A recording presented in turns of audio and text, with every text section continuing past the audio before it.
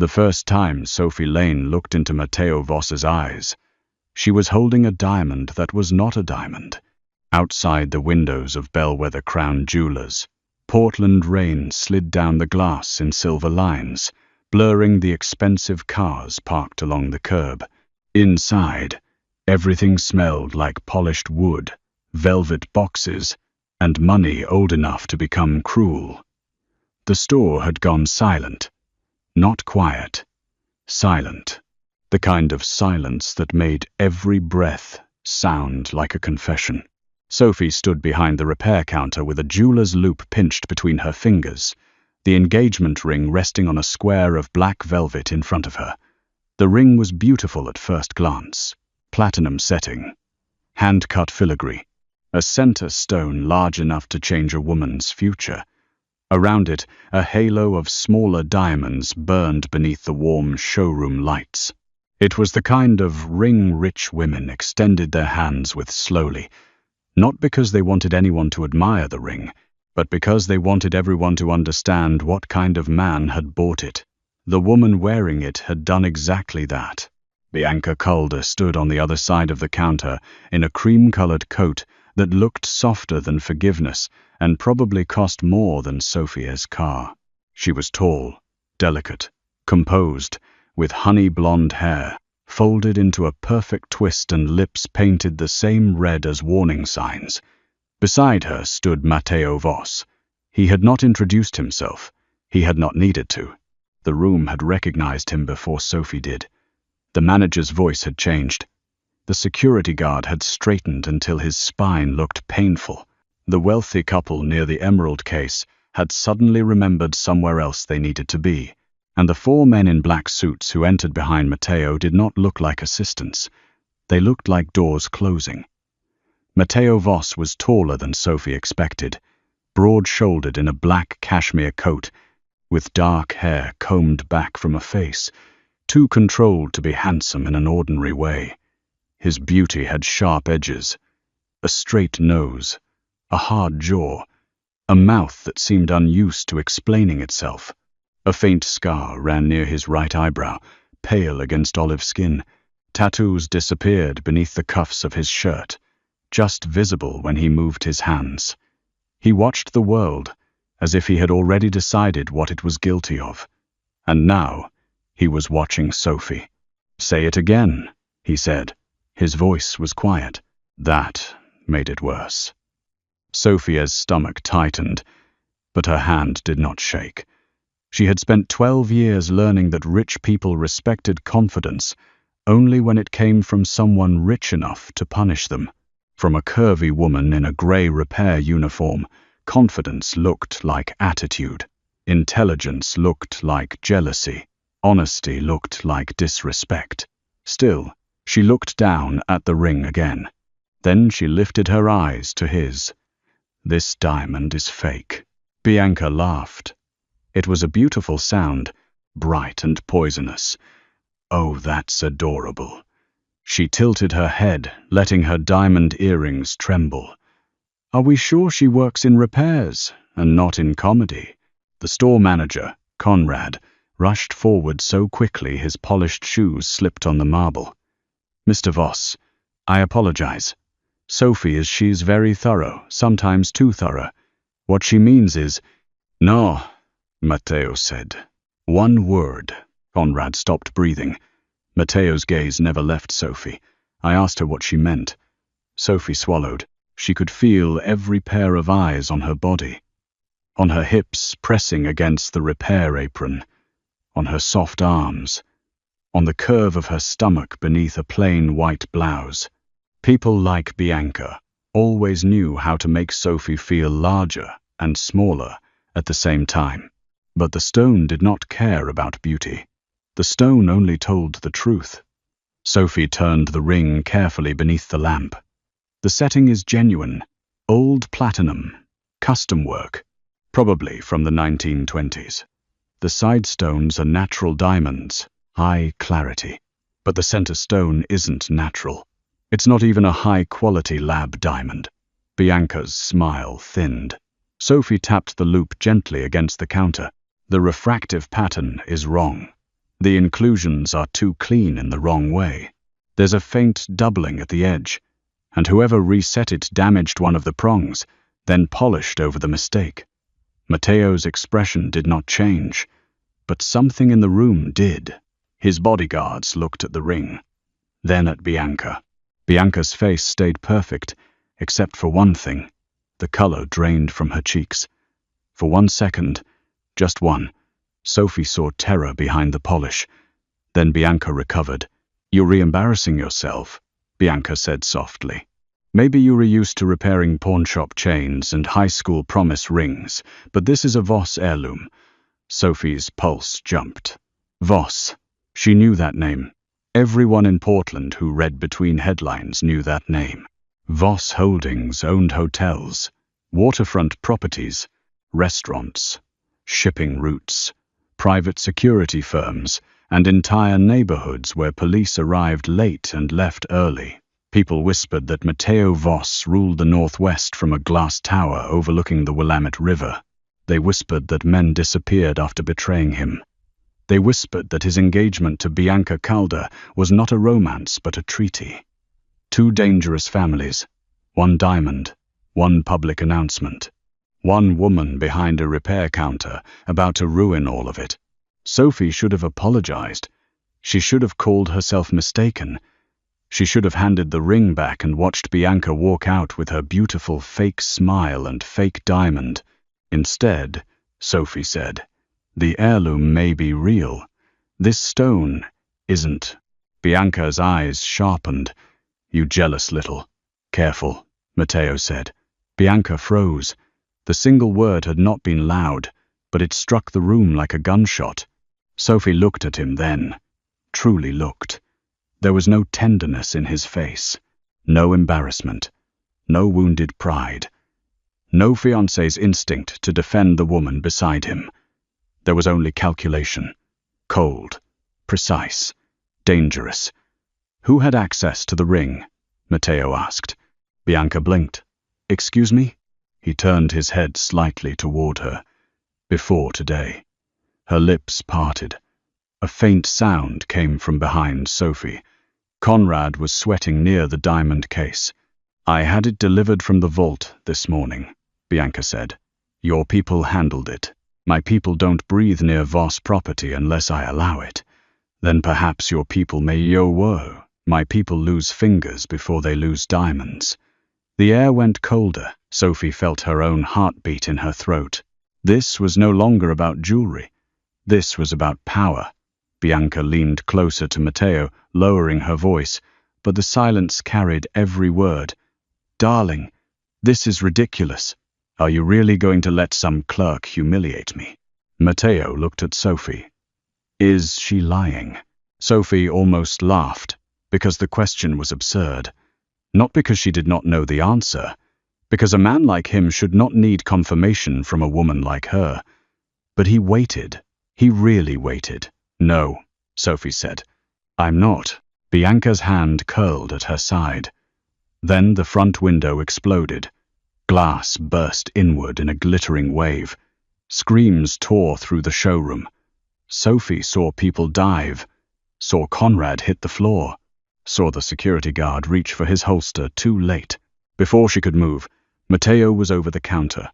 1 second he was across from her. The next, he had Sophie against his chest, his body covering hers as shards rained across his black coat. His arm locked around her waist, hard and protective, forcing her down behind the repair counter. His other hand held a gun she had not seen him draw. The sound came again. A sharp crack from outside. A bullet punched through the velvet display behind them, scattering diamonds like stars across the floor. Sophie gasped.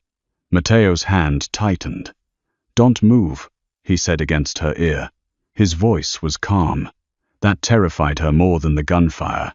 His bodyguards moved like shadows becoming violence. One dragged Bianca down behind a pillar. Another fired toward the broken window. A third slammed the door shut with his shoulder. Sophie smelled gunpowder, rain, and Matteo's cologne. Something dark, expensive, and clean. Her cheek was pressed against his shirt. Beneath the layers of wool and muscle, his heart was steady. Hers was trying to escape. Across the shattered showroom, Bianca was screaming. But Sophie did not miss the way Bianca clutched her hand to her chest, not in fear, to hide the ring. Matteo noticed too. His eyes followed the movement, then lowered to Sophie. For the first time his expression shifted. Not warmth, not softness, interest, dangerous interest. Because Sophie had seen the fake diamond, and now someone had tried to kill her for it. Before Matteo Voss walked into her life, Sophie Lane's world was small, precise, and quietly exhausting. She lived in a one-bedroom apartment above a closed laundromat in southeast Portland, where the radiator hissed like an old woman with secrets, and rain found its way through the window frame every November. She paid her bills late but in full. She bought groceries with coupons. She kept a jar of loose stones on her kitchen shelf because even flawed things deserved light. Most people thought she was just a repair clerk. They saw the gray uniform. They saw the soft body. They saw the name tag, Sophie. They did not see the woman who could identify a diamond by its fire beneath low light. They did not know her grandfather had been a bench jeweler who taught her to hold a stone like it had a pulse.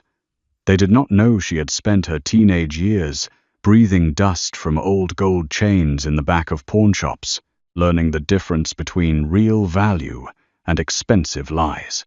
At Bellwether Crown, she repaired broken clasps for women who never said thank you, and resized rings for men who stared at her chest while asking if she was sure she knew what she was doing. She always knew. That was the problem. The world forgave beautiful women for being sharp. It expected women like Sophie to be grateful for being allowed in the room. But Matteo Voss had walked into that room, placed a dynasty on her counter, and asked her to tell the truth. Now the truth had teeth. Less than 20 minutes after the shooting, Sophie sat inside the back of a black SUV, wrapped in a cashmere coat that was not hers, with 2 armed men in the front seat and Matteo Voss beside her. Portland blurred outside the tinted windows, wet streets, neon signs, people hurrying beneath umbrellas, unaware that Sophie's old life had cracked open behind bulletproof glass. Her hands were clenched in her lap. A tiny cut crossed one knuckle where glass had kissed her skin. Matteo looked at it, not at her face, at the cut. "Give me your hand." "No." His eyes lifted. Sophie immediately regretted the word. Not because she wanted to obey him, because men like Matteo were not used to hearing no. One of the bodyguards glanced at the rearview mirror. Matteo did not. He simply held out a white handkerchief. Sophie stared at it. "I'm not bleeding badly. You're bleeding. I've had worse paper cuts. That doesn't make this one acceptable." She looked at him then, confused by the phrasing, acceptable, as if injuries required his permission. "I need to go home," she said. "You need to stay alive. I don't know anything. You know the ring is fake. So does everyone who was in the store." "No," Matteo said. "Everyone in that store heard you say it. Only one person proved it." The SUV turned sharply. Sophie grabbed the door handle. "Where are you taking me?" "Somewhere my enemies can't reach you." "Your enemies?" A bitter laugh escaped her. "I met you half an hour ago, and now someone wants you dead." "I didn't ask for that. No one ever does." The quiet answer caught her off guard. For a moment, the hard line of his face changed. Not softened, exactly, but shadowed. Then it was gone. Sophie looked away. On his left hand, a black signet ring caught the dim light. Voss family crest, a raven holding a key, the kind of symbol men killed for. "You should be with your fiancée," Sophie said. Matteo's gaze moved to the rain-streaked window. "Bianca is safe. You sound disappointed." His mouth barely moved. "You notice too much. It's my job. It may save your life. It may have ruined it." This time, he looked at her fully. Sophie hated the way his attention felt, like being placed under a jeweler's lamp, like every hidden flaw and secret fracture could become visible beneath him. "You think I ruined your life?" he asked. "I think rich people bring storms and act surprised when ordinary people get wet." A flicker crossed his eyes. Almost amusement. "Almost ordinary," he repeated. "Yes. There is nothing ordinary about a woman who tells a mafia boss his fiancée is wearing a fake diamond." Sophie's breath caught. There it was. The word nobody in the store had said aloud. Mafia. Matteo leaned closer, just enough that the air between them changed. "You should be afraid of me. Sophie Lane." "I am." "Good." Her throat tightened. His gaze dropped to her mouth for a fraction of a second, then returned to her eyes. "But you told the truth anyway." The SUV entered an underground garage beneath a black glass tower on the waterfront. The doors closed behind them with a heavy metallic groan. Sophie realized then that she was not being escorted. She was being contained. Matteo's penthouse looked like a museum designed by a lonely king. The elevator opened directly into a vast room of dark stone floors, floor-to-ceiling windows, and low amber lighting.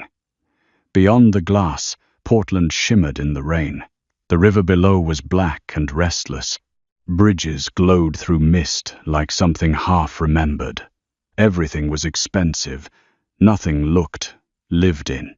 Sophie stood near the entrance, clutching Matteo's coat around her shoulders, while his men moved silently behind her. One brought a medical kit. Another placed the engagement ring, sealed in a plastic evidence pouch, onto the marble island. Matteo removed his coat. There was blood on his sleeve. Sophie stiffened. Not a lot. A dark smear near his forearm where glass had cut through the fabric. He noticed her looking. "It isn't yours," he said. "That doesn't make it better." He paused, as if no one had ever said that to him. Then he rolled up his sleeve. The cut was shallow but jagged.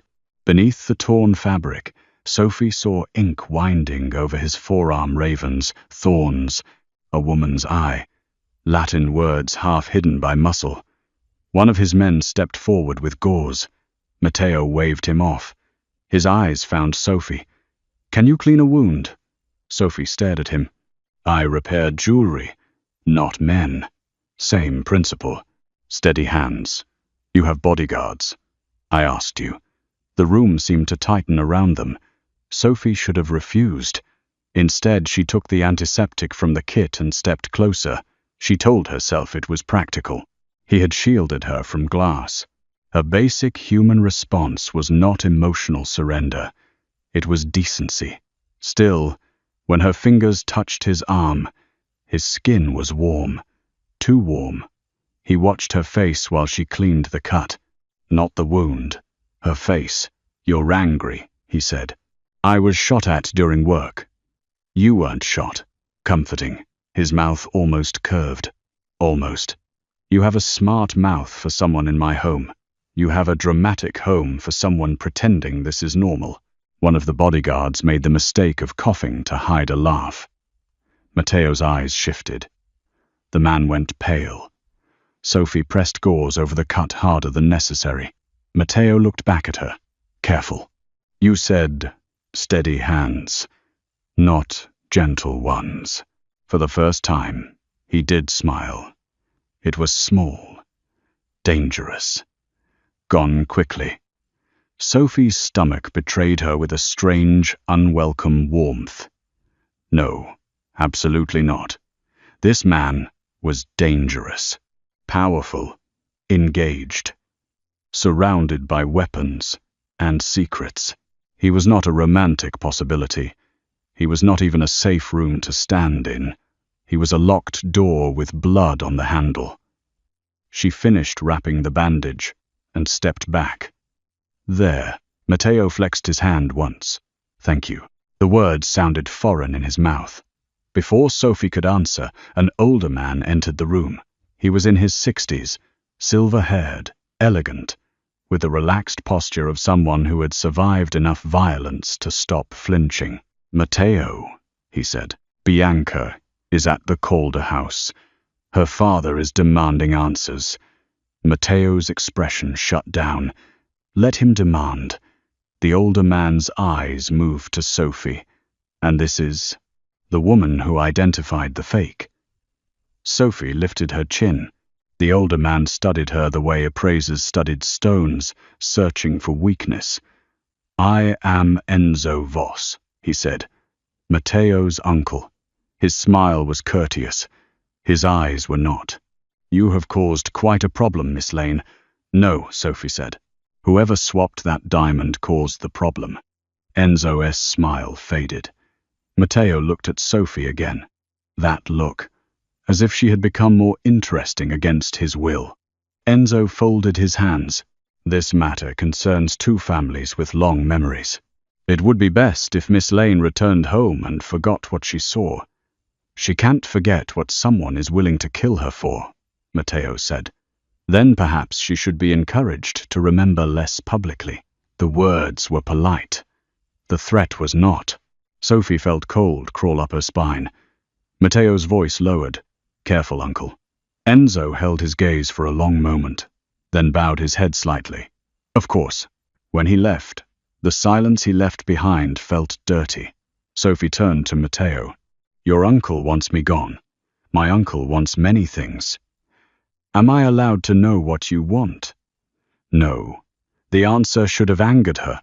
It did, but it also scared her, because he said it like the truth cost him something. He picked up the evidence pouch with the ring inside. This ring was made for my grandmother.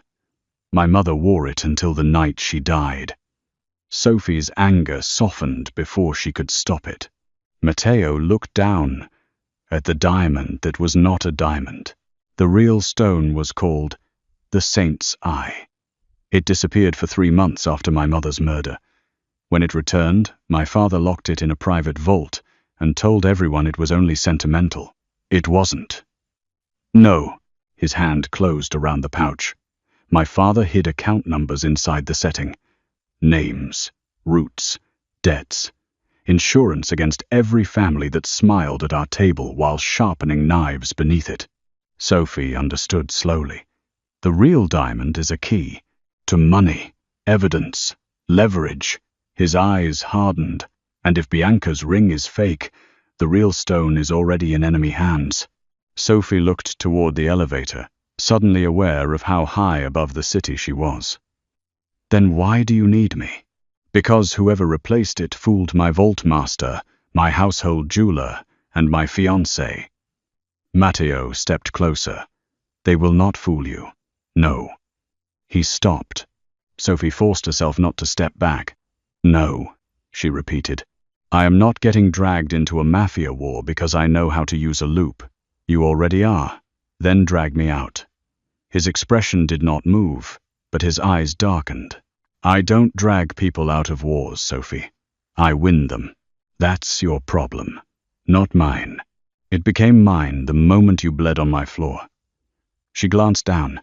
A tiny drop of blood had fallen from her cut knuckle onto the marble. Matteo saw it too. His jaw tightened. Sophie wrapped her hand in the edge of his coat, suddenly furious that her body would show vulnerability when her voice was trying not to. I want to go home, she said. And I want to know who betrayed me. Then we both get to be disappointed. For a long moment, they stared at each other. Then Matteo said, Take her home. Sophie blinked. The victory did not feel like victory.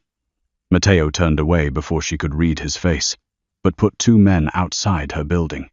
Sophie's breath caught. He looked back. Protection, not permission. I don't want your protection. You'll have it anyway. Because you care. His eyes went cold again. Because you are evidence. The words hit harder than they should have. Evidence. Not a woman. Not a person. A thing to be preserved until useful. Sophie lifted her chin and handed him back his coat. Then preserve this. She walked to the elevator without looking back. But as the doors closed, she saw him watching her. Not like evidence. Like a man trying to convince himself that was all she was. By morning, Sophie's life had been destroyed in 6 different ways. The jewelry store fired her by email before sunrise. The official reason was failure to maintain client confidentiality during a sensitive transaction. The unofficial reason arrived 20 minutes later, when paparazzi photos appeared online of Sophie being led into Matteo Voss' SUV wrapped in his coat. The headlines were merciless. Mafia heir's engagement explodes after curvy Clark's scandal. Who is the mystery woman seen leaving with Matteo Voss? Bianca Calder humiliated by jewelry store employee. By noon, strangers were calling Sophie a homewrecker.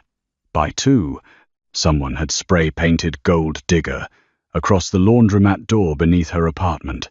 By 3, an unmarked black SUV sat across the street.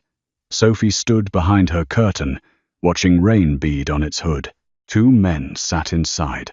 Matteo's men, probably, or someone else.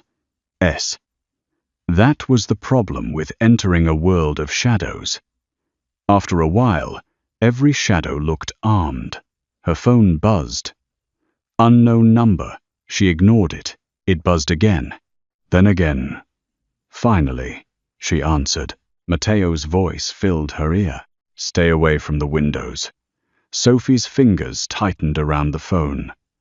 Are you spying on me? I have men. Outside. I noticed. Then why are you standing in front of a window? Because I enjoy terrifying billionaires with poor security boundaries. I'm not a billionaire. That's what offended you. A pause. Then, quietly, someone leaked your address. Sophie stopped breathing. Matteo continued. The paint on the door was a warning. Not from me. Her anger faltered, replaced by something colder. How do you know? Because if I wanted to threaten you, Sophie, you wouldn't have to wonder. She hated that she believed him, comforting again. You need to leave the apartment. No, Sophie.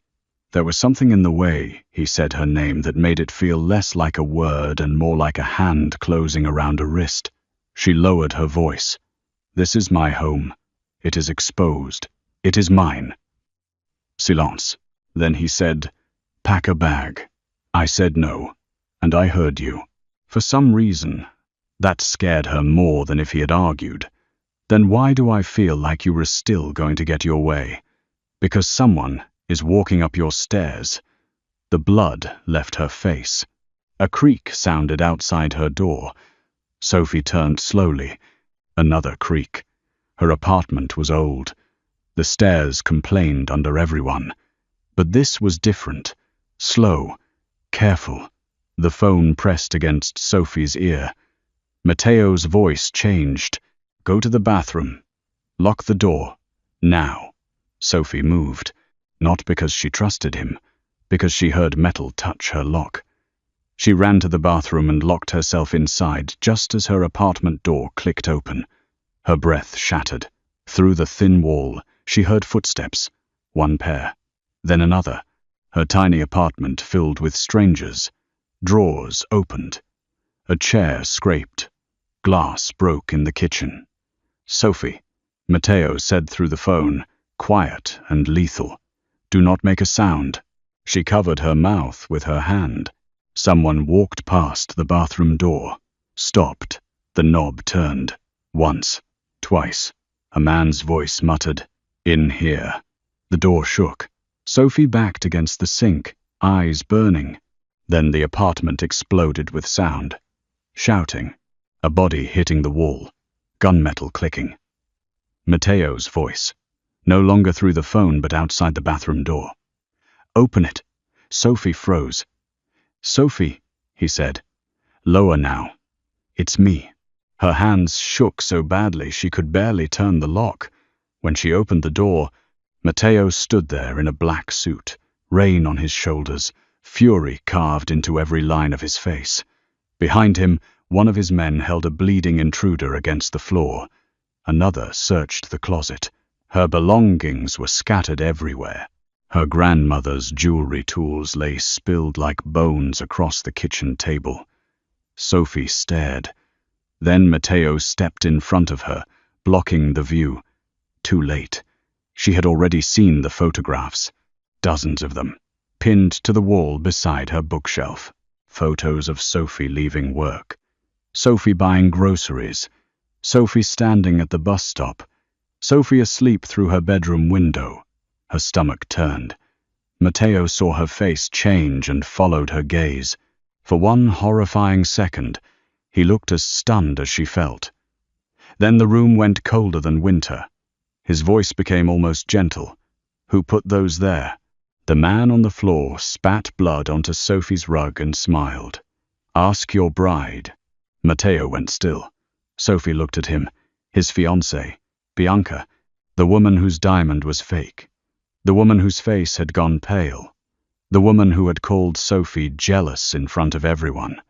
Matteo crouched in front of the intruder. "Tell me why Bianca Calder is watching Sophie Lane." The man said nothing. Matteo leaned closer. Sophie did not see what he did. She only saw the intruder's smile vanish. A minute later, Matteo stood. "Take him downstairs." His men dragged the man out. Sophie was shaking now, not with fear alone, but with violation. Her home had been touched. Her private life had been turned into evidence.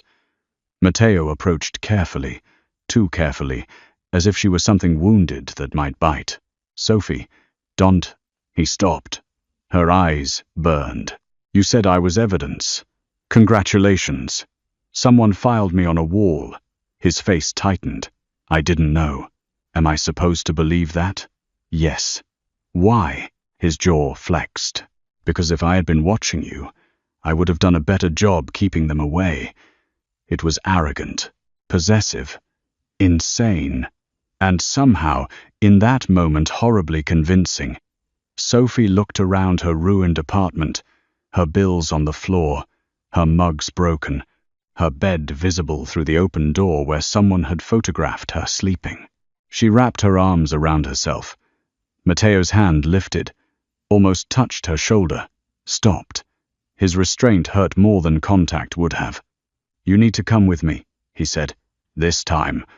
Sophie did not say no. The safe house was not a house. It was a fortress on the Oregon coast, all black cedar, glass walls, and stormlight, perched above cliffs where the Pacific beat itself white against the rocks. Matteo brought Sophie there before nightfall. He did not ask permission. He also did not touch her unless he had to. That contradiction became a quiet torture. He controlled the roads, the guards, the phones, the locks. But when Sophie stepped out of the SUV, shaken and furious, he only stood beside her in the wind and waited. The ocean roared below them. "You're safe here," he said. Sophie looked at the house. People always say that before something terrible happens. His eyes moved over her face. "Then I'll say something else." "What?" "No one gets to you unless they go through me." It should not have comforted her. It did. Inside, Matteo gave her the west bedroom, a phone with only 3 numbers programmed into it, and a velvet case filled with Voss family jewelry. Sophie stared at the case on the bed. "You brought me here to work. I brought you here to live. And work. And work," he admitted. She almost smiled. Almost. For 3 days, the storm trapped them inside the cliffside house. Rain struck the glass so hard it sounded like applause from ghosts. The sky stayed gray. The ocean stayed angry. Guards moved outside in dark coats while Sophie sat beneath warm lamps, examining Voss heirlooms one by one. Necklaces, cufflinks, brooches, a ruby bracelet, a sapphire crucifix, a gold locket containing a woman's photograph so faded Sophie could barely see her smile. Matteo's mother. Sophie knew without asking. Matteo worked across the room, taking calls in low Italian, issuing orders that made men on the other end fall silent. Sometimes he watched Sophie when he thought she did not notice. She always noticed. "What?" she asked on the second night, without looking up. "You talk to stones." Sophie froze. "I do not." "You do. I inspect them." "You apologized to that emerald. It had been badly recut." "That sounds like an apology." She glanced up. Matteo stood near the fireplace, sleeves rolled to his forearms, tattoos visible, whiskey untouched in his hand. He looked less like a king here, and more like a man haunting his own life. "I don't like seeing valuable things damaged by careless people," Sophie said. His gaze held hers. "Neither do I." The air changed. Sophie looked down quickly. "You can say things like that." "Why?" "Because you're re-engaged." "No." Her hand stilled. He set the glass down. "I am contracted. That's a beautiful distinction for ugly behavior." His mouth tightened. "There is no love between Bianca and me, but there is a ring, a fake one, that you gave her. That was placed on her hand for a photograph 3 hours before the announcement." Sophie looked up slowly. Matteo's face revealed nothing, but his eyes did. Not guilt, contempt. "You never proposed." "No." "Does she know that?" "She knows exactly what this is." Sophie should have felt relieved. Instead, the information made everything more dangerous, because if Matteo was not a cheating man, then the thing growing between them had fewer walls to hide behind. She turned back to the ruby bracelet. "That doesn't change anything. It changes some things." "No," she said firmly. "It doesn't." He crossed the room slowly. Sophie's pulse changed with every step. Matteo stopped beside her chair, close enough that she could see a faint scratch near his wrist from the jewelry store glass. "You afraid of me?" "Yes, but not only afraid." Her breath caught. He leaned one hand on the table, close to hers but not touching. "Sophie." The sound of her name in his voice felt like a door being locked from the inside. She stood too fast, the chair scraping behind her. "Don't do that." "What?" "Act like I'm something you've decided to want." His expression darkened. "Decided?" he repeated softly. "Yes. Men like you don't feel. You acquire." For a moment he said nothing. Then he stepped back. The distance felt like punishment. "You rewrite," he said. The words landed coldly. Sophie's throat tightened. "I acquire," Matteo continued, "territory, loyalty, debt, and silence. But I do not acquire people who look at me the way you do. How do I look at you? Like you see the monster and still expect the man to answer." Sophie had no defense for that. The storm struck the windows. Somewhere outside, thunder rolled over the ocean. Then Matteo's phone rang. Whatever had been between them vanished. He answered, listened. His face changed. "Where?" he asked. A pause. Then, "Bring him to me." He ended the call. Sophie's heart kicked. What happened? Our man in the Calder house found a private account tied to the missing diamond. Bianca. Not only Bianca. His gaze met hers. My uncle. Enzo. The polite smile. The courteous threat. Sophie felt cold. Matteo looked toward the black ocean. "And there's more." "What?" He hesitated. That scared her. "Bianca has a child." Sophie blinked. "A child?" "A son. 4 years old. Hidden in a house outside Astoria." "Yours?" His eyes cut to hers. "No." The single word was quiet, but absolute. Sophie understood the shape of it then. The fake engagement, the stolen diamond, the hidden child, the rival family. Bianca was not just betraying Matteo, she was building a future over his grave. The first time Matteo took Sophie into the underworld, he dressed her in emerald silk. She hated that the dress fit perfectly. She hated that someone in his household had known her size, her measurements, the exact shade of green that would make her skin glow and her dark hair look softer around her face.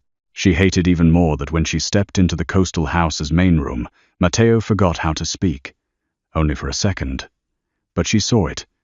His eyes moved over her, not crudely, not quickly, but with a stillness that felt more intimate than touch. The emerald dress wrapped her curves without apology. Her shoulders were bare beneath the delicate drape. Her lips were painted deep rose. For once, she did not look like a woman trying to take up less space. She looked like a woman entering a room that should have made room for her. Matteo's jaw tightened. "You look," he began.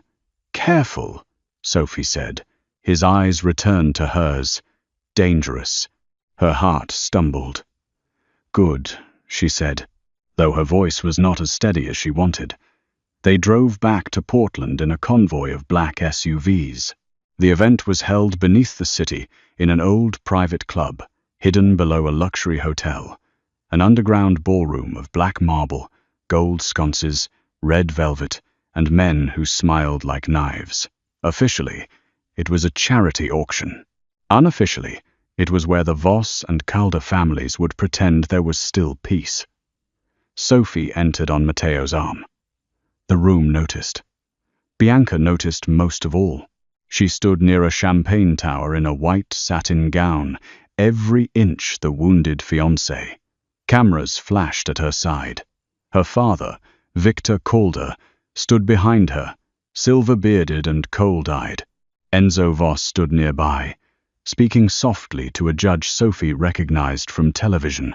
When Bianca saw Sophie, her smile became a blade. "Well," Bianca said as Matteo approached, "you brought the clerk." Matteo did not look at Bianca. He looked at the room. "Sophie Lane is here as my private appraiser." The title moved through the crowd like smoke. Private appraiser, not mistress, not scandal, not accident. A role, protection disguised as status. Sophie felt the shift immediately. People who had looked at her with contempt now looked with caution.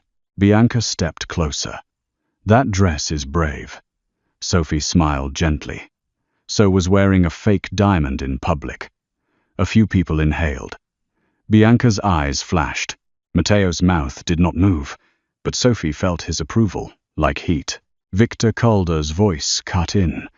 "My daughter has been humiliated enough." Matteo turned to him. "Then teach her to lie better." The ballroom froze.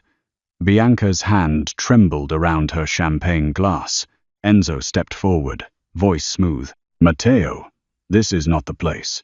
"No," Matteo said. "This is exactly the place." A large screen behind the auction stage lit up suddenly. Gasps spread through the room. Photographs appeared.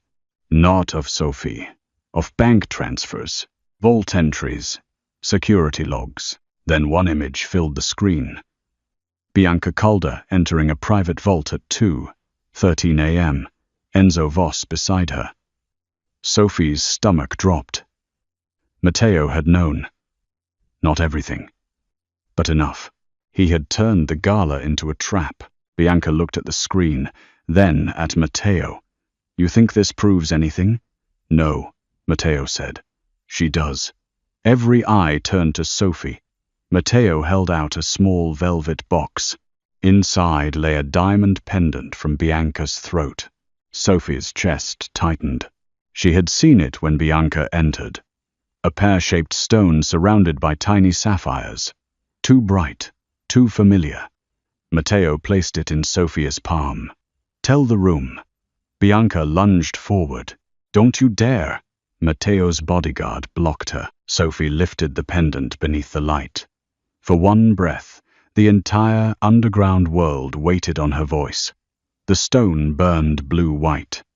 Near its center, beneath the table facet, Sophie saw it. A tiny, feather-shaped inclusion. Like a white flame trapped in ice. The same inclusion described in the old Voss records. The saint's eye. Sophie looked up. "This is the real diamond." Chaos erupted. Bianca went pale again. This time, there was no recovering. Victor Calder seized her arm. "What have you done?" Bianca's mask shattered. "You don't understand," she hissed. "He was going to destroy us." Matteo's face remained still, but Sophie felt the violence moving under his calm. "No," he said. "I was going to marry you." Bianca laughed, wild and broken. "You were going to own me. I never wanted you." The words struck harder than cruelty, because they were true. Bianca's eyes filled with hatred. Then the lights went out. For 1 second, the ballroom plunged into black.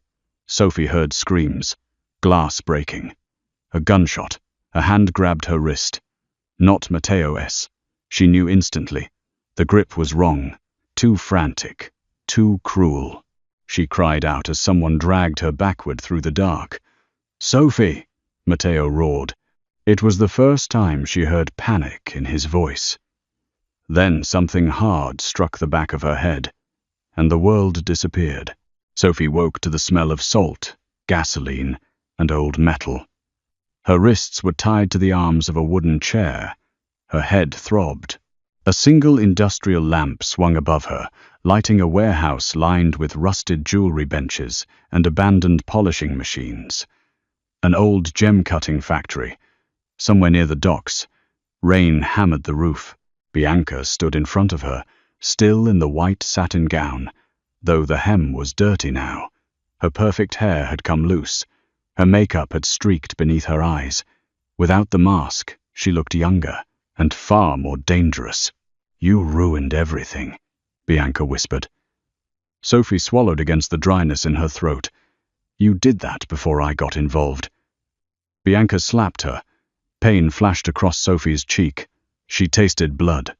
Bianca leaned close. "Do not mistake survival for courage." Sophie looked at her. "I don't." A man emerged from the shadows carrying a small velvet pouch. He was handsome in a careless, cruel way. Dark blonde hair, pale eyes, a knife scar near his mouth. Luca Caruso. Sophie knew his face from whispered articles and police leaks. Rival family. Smuggler. Bianca's lover. If the files Matteo had shown her were true. And father of the hidden child. Luca poured the saint's eye into his palm. The diamond caught the swinging light. "Authenticate it," he said. Sophie looked at the stone. Then at Bianca. "You already know it's real. I need the vault code inside the setting," Luca said. "And you're going to find it." Sophie's heart sank. The diamond alone was not enough. Matteo's father had hidden the key in the old mounting. A code carved too small for ordinary eyes, protected by the setting. But Bianca had removed the stone from the ring and placed it in the pendant. If the engraving had transferred with the original collar, it might still be there. And Sophie was the only one in the room who knew where to look. "No," she said. Luca smiled. Bianca moved aside. Behind her, another lamp clicked on. Sophie stopped breathing. On a small chair near the wall sat a little boy in pajamas, clutching a stuffed rabbit. He was sleeping, 4 years old, dark blonde curls. Bianca's son. Sophie stared in horror. Bianca's face changed as she looked at him. For the first time, something like real fear crossed her features. "You brought him here?" Sophie whispered. Luca shrugged. "Insurance." Bianca turned on him. "You said he would stay in the car, and you said Matteo would be dead by midnight. We were all disappointed." The child stirred. Bianca's eyes filled with panic. Sophie understood then that Bianca was not innocent, not even close. She had lied, stolen, betrayed, and helped start a war. But she was also trapped beside a man worse than herself. Luca crouched before Sophie. "Find the code, Miss Lane, or the next generation of colder blood ends here." Bianca whispered, "Luca, Dante." He ignored her. Sophie looked at the child, then at the diamond. Her mind sharpened through the fear. A stone always told the truth. But people lied around it. "Untie one hand," Sophie said. "I need tools." Luca watched her, then nodded. A guard cut one wrist free and placed a loop, tweezers, and a small light on the table beside her. Sophie's fingers ached as blood returned to them. She picked up the stone. At first glance, it was magnificent. Old European cut, slight asymmetry, warm fire beneath blue-white brilliance. Modern buyers would have called the imperfections flaws. Sophie saw history. She turned the stone slowly. There, a thin platinum collar had been left attached near the girdle, disguised beneath the pendant setting.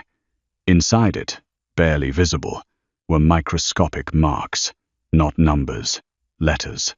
Sophie's pulse jumped, but she did not read them aloud. Instead, she frowned. "What?" Luca snapped. "This isn't the real Saint's Eye." Bianca's head jerked up. Luca's smile vanished. Sophie kept her face calm. "It's close. Very close. But the girdle thickness is wrong. The inclusion pattern is similar, but not identical." Luca ripped the diamond from her hand and shoved it beneath the light. "You're lying." "Yes," Sophie said. The room froze. She looked directly at him. "But now you're wondering why." Luca backhanded her hard enough to knock the chair sideways. Pain exploded through her shoulder as she hit the concrete. The little boy woke and started crying. Bianca screamed his name. In the chaos, Sophie curled her freed hand beneath her body and did the only thing she could. She slid the tiny platinum collar off the diamond. It cut into her fingertip. She closed it inside her fist. Luca grabbed her hair and hauled her upright. "Read the code." Sophie smiled through tears. "I can't." "Why?" "Because you just broke the setting." His face twisted. Then, gunfire erupted outside. Not random, controlled, approaching. Luca looked toward the warehouse doors. Bianca whispered, "Matteo." The name moved through the room like judgment. The first door blew inward. Matteo Voss entered through smoke and rain in a black coat, gun in hand, face carved from fury. He did not look at Luca. He did not look at Bianca. He looked for Sophie. When he saw her tied to the chair, blood at her lip, one wrist raw from rope, something in him changed. Not broke, released. The men around Luca raised their weapons. Matteo's voice was quiet. "Anyone pointing a gun at her dies first." Some men hesitated. That was enough. Matteo's guards came in from both sides. The warehouse became motion, shouting, bodies slamming into metal benches, muzzle flashes lighting the rain-black windows. Sophie tried to twist free, her fist still closed around the platinum collar. Luca grabbed Bianca's son and pressed a gun near the child's head. Everyone stopped. Bianca made a broken sound. Matteo's gun remained steady, but his eyes shifted to the little boy. Not coldly, carefully. That mattered. "Let him go," Matteo said. Luca laughed. "You always wanted an heir, didn't you? Here's one. Not yours. But Bianca planned to make him yours after you were dead." Bianca sobbed. "Matteo, quiet." Luca snarled. Sophie watched Matteo's face. The humiliation was public now. The betrayal, complete. His fiancée had stolen from him, plotted with his uncle, loved his enemy, hidden a child meant to inherit his empire after his murder. Any other man in that world might have burned the room down. Matteo looked only at the child. "His name?" he asked Bianca. She trembled. "Nico." Matteo lowered his gun. Luca smiled. Sophie's heart stopped. Then Matteo said, "Nico, close your eyes." The boy obeyed, crying. Matteo moved so fast Sophie barely saw it. A shot cracked from the catwalk above, one of Matteo's men. Luca's gun flew from his hand as he screamed and stumbled back. Matteo crossed the distance and struck him hard enough to drive him into the concrete. The room erupted again. Bianca ran to her son and pulled him into her arms. Sophie fought the rope around her remaining wrist. Matteo was there before she could free herself. He cut the rope with a knife and caught her as she sagged forward. For one breath, she was against him again. Like the jewelry store, like the beginning of everything. But this time, his hand shook, just slightly. Only she could feel it. "Sophie," he said, voice rough. "Look at me." She did. His face was still controlled, but his eyes were not. There was fear in them, real fear. Not of death, of losing her. I'm okay, she whispered. You are not. No. She opened her bloody fist and dropped the platinum collar into his palm. But I got your code. Matteo stared at the tiny piece of metal, then at her. Something devastated moved across his face. You should have waited for me. Sophie laughed weakly. You're welcome. He touched her cheek with the back of his fingers, so carefully it almost hurt. I am going to spend the rest of my life furious that you are brave. Her throat tightened. Don't make promises during shootouts. It's over. Behind him, Bianca sat on the concrete, holding her son and crying silently. Enzo Voss was dragged in through the side door by two of Matteo's men, his silver hair wet from rain, his face pale with defeat. Matteo stood slowly. The man who had touched Sophie's cheek vanished. The ruler returned. Enzo lifted his chin. You would destroy your own blood over a clerk. Matteo stepped toward him. The warehouse went quiet. She has a name. Enzo's eyes flicked to Sophie. Matteo's voice lowered. And you will never say clerk again, like it means less than queen. Sophie's breath caught. Enzo tried to smile. This is weakness. No, Matteo said. This is the first honest thing this family has had in years. He turned to his men. Take him. Enzo's face twisted. Matteo, you sold my mother's ring. You sold my peace. You sold a child to a man who would use him as a shield. Matteo's eyes hardened. You are not family. Enzo was dragged away, shouting curses that disappeared beneath the rain. Bianca looked up, trembling. Matteo turned to her. For a long moment, Sophie did not know what he would do. Neither did Bianca. That was the terror of him. He walked over slowly and crouched before the child, not the mother. Nico looked at him with wet eyes. Matteo removed the black signet ring from his own hand and placed it on the floor between them. You will not remember me as the man who punished you for your parents' sins, he said quietly. Bianca broke down. Matteo stood and looked at her. Take your son and disappear. Her lips parted. You letting me live? No, he said. I'm letting him live without watching his mother die. Bianca stared at him. Then at Sophie. Something like shame crossed her face. Not enough to redeem her, but enough to make her human. I hated you, Bianca whispered to Sophie, because he looked at you once like he had never looked at me. Sophie said nothing. Bianca held her son tighter. And because you told the truth when everyone else was paid not to. Matteo turned away. Get them out. As Bianca was escorted through the rain, Sophie watched her vanish into the grey morning with the child in her arms. The war was not over. But something had ended. A contract. A fake diamond pretending to be forever. Sophie spent 2 nights in a private hospital suite that looked more like a luxury hotel room than a place for recovery. Matteo stayed outside her door the first night. Not inside. Outside. Sophie discovered this at 3:17 a.m. when she woke from a nightmare and opened the door barefoot. He was seated in a chair across the hall, still in yesterday's black shirt, sleeves rolled, head bowed, hands clasped. 2 guards stood at the end of the corridor. Matteo looked up immediately. You should be sleeping, he said. So should you. I don't sleep in hospitals. Why? He looked past her, into some memory she could not reach. My mother died in one. Sophie's anger softened. She stepped into the hall. You don't have to sit out here. Yes, he said. I do. Because I'm evidence. His face tightened. No. The word was quiet, heavy. Sophie crossed her arms, suddenly aware of her hospital robe and bare feet. What am I, then? Matteo looked at her for a long time. Too long. As if the answer was dangerous enough to change both their lives. My punishment, he said. Sophie frowned. That's romantic. I am not good at romantic. I noticed.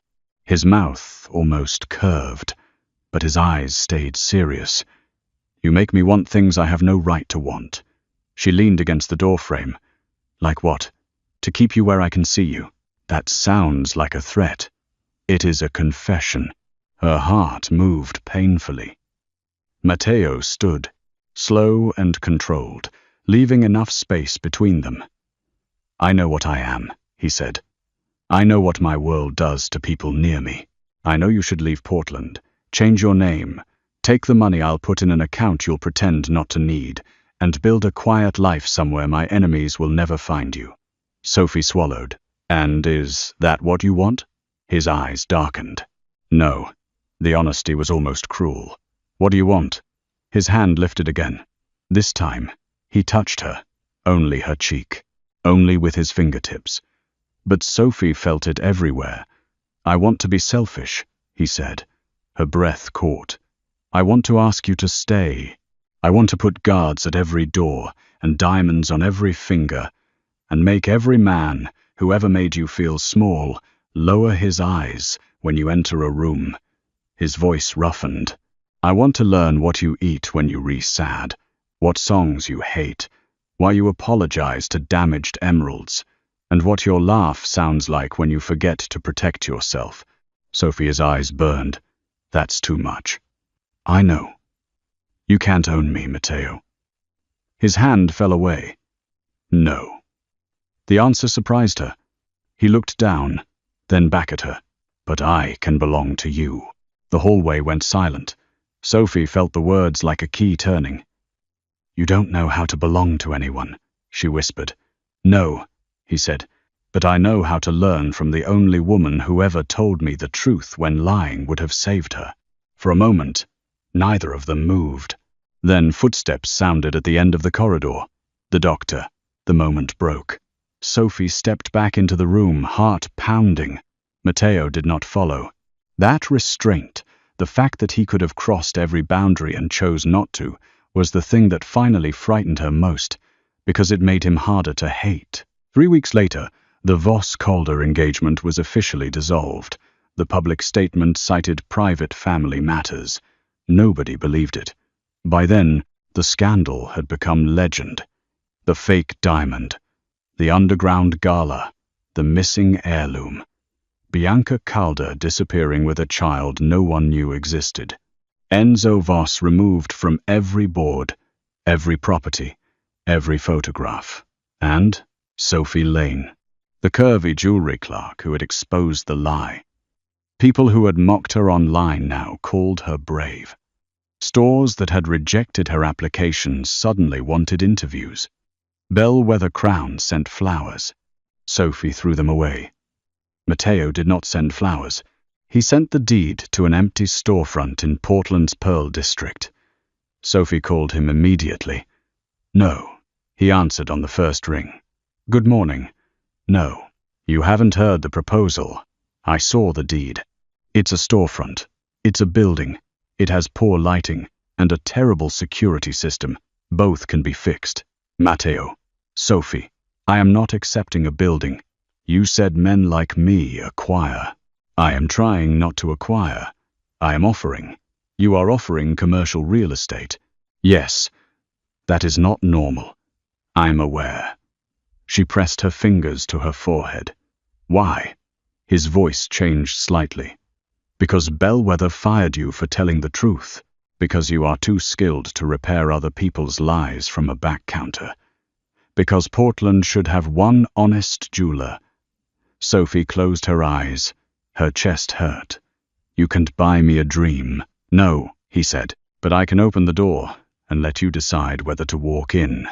That was the problem with Matteo Voss. He was terrifying when he was cruel, devastating when he was careful. A month later, Sophie opened Lane Stone. Not because Matteo gave her the building, because she signed a legal agreement forcing him to accept monthly rent so low it made his lawyer wince and Sophie smile. The shop was small, warm, and filled with light. No velvet arrogance. No marble intimidation. Just wood counters, brass lamps, repair benches visible behind glass, and a sign near the entrance that read, "Beautiful things deserve honest hands." On opening night, Portland rain softened the streets outside. Sophie wore a deep green dress, not silk this time, but hers. Her hair fell in loose waves. Her body filled the room without apology. People came. Artists, brides, old clients, reporters, women who had seen the headlines and wanted to shake her hand, men who spoke more respectfully when they saw Matteo Voss standing quietly near the back wall, with 2 guards outside and his eyes on Sophie like she was the only valuable thing in the room. He did not approach her for the first hour. He let her have the room. That meant more than any diamond. When the last guest left, Sophie locked the front door and turned the sign to closed. Matteo remained by the repair counter. On the black velvet between them sat the Voss ring, restored. The real Saint's Eye had been returned to its original setting. The platinum collar was repaired. The hidden code had been removed and locked away in a vault Sophie had no desire to visit.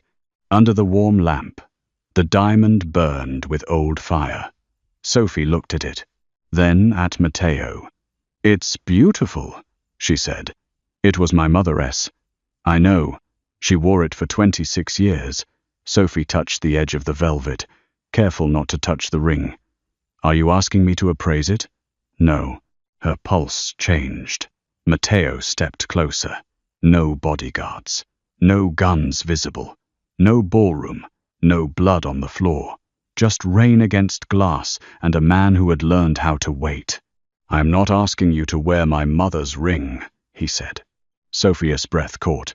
He looked down at the diamond. "This ring belonged to women who had no choice. My grandmother married for survival. My mother married for peace. Bianca would have worn it for power." His eyes lifted to Sophie's. "You will not wear it because history expects you to." Sophie could barely speak. "Then why bring it?" "Because it was the first lie you uncovered." His voice softened, "And I wanted it to be present for the first truth I say without fear." The room seemed to hold its breath. Matteo reached into his coat and took out a smaller box. Sophie stared. Matteo, not a proposal. Her heart stumbled in confusion. He opened the box. Inside was a simple ring set with a small Oregon sunstone, warm and golden, glowing like captured sunrise. Around it, tiny, imperfect diamonds formed an uneven halo stone Sophie had once kept in a jar on her kitchen shelf because no one else wanted them. She recognized them immediately. Her flawed things. Her rescued light. Tears rose before she could stop them. "How did you?" "You talk to stones," he said. I listened. A laugh broke through her tears. Matteo's face changed at the sound, like he had been waiting his entire life to hear it. He took the ring from the box, but did not reach for her hand. "This is not ownership," he said. "Not a contract. Not a cage. Wear it if you want. Refuse it if you want. Throw it at my head if I deserve it. You might. I probably will." She laughed again, crying now. His eyes stayed on hers. "I love you, Sophie Lane." The words were calm. No performance. No demand. No dramatic kneeling in a crowded room. Just truth. A diamond would have envied it. Sophie looked at the man before her, the monster, the ruler, the lonely boy shaped by inheritance and violence, the man who had shielded her from bullets before he knew her, the man who had called her evidence because he was afraid of calling her necessary, the man who could destroy enemies without blinking, but stopped his hand an inch from her shoulder because she had said no. She stepped closer. Matteo went still. Sophie held out her hand. His breath changed, only slightly, but she heard it. He slid the sunstone ring onto her finger. It fit. "Of course it did." "You're re-dangerous," she whispered. "Yes. I'm still afraid of you sometimes. I know. I won't be hidden in some tower. No. I won't be polished into something easier to display." His eyes darkened with something like reverence. "Never. And if you ever call me evidence again, I'll sell your family diamonds at a discount." A slow smile touched his mouth. "There she is." Sophie looked down at the ring. The sunstone glowed warmly against her skin. Not the biggest stone in the room, not the most expensive, the truest. Matteo touched her hand, waiting for permission even now. Sophie gave it by lacing her fingers through his. Outside, black SUVs waited in the rain. Enemies still existed. Wars did not end just because love entered the room. But inside Lane Stone, beneath warm golden light, Matteo Voss lowered his forehead to Sophie's hand as if devotion were not weakness, but surrender. And Sophie, who had spent her life being underestimated by people who mistook softness for flaw, looked down at the most feared man in Portland and understood something that made her heart tremble. She had not saved him by loving the good parts. She had saved him by refusing to lie about the broken ones. Matteo lifted his head. "Come with me," he said. "Where?" His thumb brushed the ring on her finger. "Anywhere you choose." Sophie smiled through the last of her tears. For the first time in her life, the door was open. Not because a powerful man had unlocked it, because she had decided to walk through. And when Matteo Voss stepped into the rain beside her, holding her hand in front of his guards, his city, and every shadow waiting beyond the glass, he did not look like a mafia boss claiming a woman. He looked like a dangerous man finally brave enough to be claimed. The diamond in the window caught the light behind them. Real this time, but not nearly as rare as the truth.